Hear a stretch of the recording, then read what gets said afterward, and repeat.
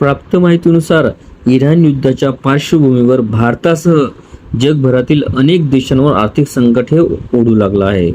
माननीय पंतप्रधान यांनी मागील 2 दिवस देशवासीयांना त्यांचे संकेत देताना बचतीचे आवाहन केले आहे.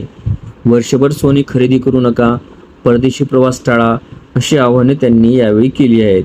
त्याचा पडसादही उमटू लागले आहेत. पण एवढ्यापुरतीच मर्यादित राहणार नाहीत, तर त्याचा थेट परिणाम सरकारी कर्मचाऱ्यांच्या वेतनावरही होण्याची शक्यता आहे. माननीय पंतप्रधान यांनी जनतेला आवाहन करताना देशासमोरील अवाढव्य संकटाचे संकेत दिले आहेत. ते सातत्याने कोरोना काळाची आठवण करून देत आहेत. 6 वर्षापूर्वी देशात कोरोनामुळे अनेक निर्बंध लादण्यात आले होते. आता पुन्हा तशीच एकजूट दाखवण्याचे आवाहन पंतप्रधान यांनी केले आहे. कोरोना काळात केंद्रातील कर्मचाऱ्यांना 18 महिने महागाई भत्ता हा मिळाला नव्हता.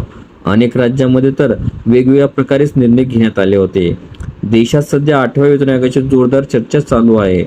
हा आयोग कधी लागू होणार, त्याचा कर्मचाऱ्यांना किती फायदा होणार याची देशभर चर्चा चालू असतानाच माननीय पंतप्रधान यांनी पुढील वर्षभरासाठी बचतीचे आवाहन करत सरकारी कर्मचाऱ्यांची धाकधूक वाढवलेली आहे. पुढील काळात सरकारी खर्चावर मर्यादा आणल्या जाण्याची चिन्हे आहेत.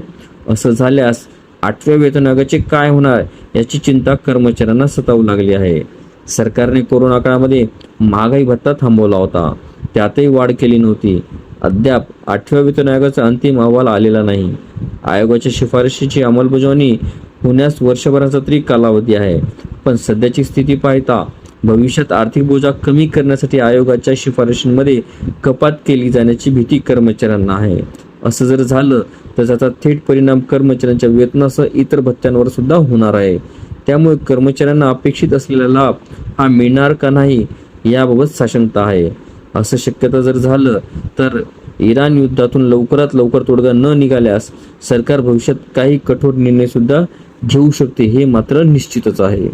आपल्याला व्हिडिओ आवडले असल्यास चॅनलला नक्कीच लाईक, शेअर आणि कॉमेंट्स करायला विसरू नका. तसेच चॅनलला ऑल नोटिफिकेशन्स ऑन करून सबस्क्राईब करा, जेणेकरून व्हिडिओचे सर्व नोटिफिकेशन्स आपल्याला सर्वप्रथम मिळतील. लवकरच आपण पुढच्या व्हिडिओमध्ये भेटूया. तोपर्यंत नमस्कार.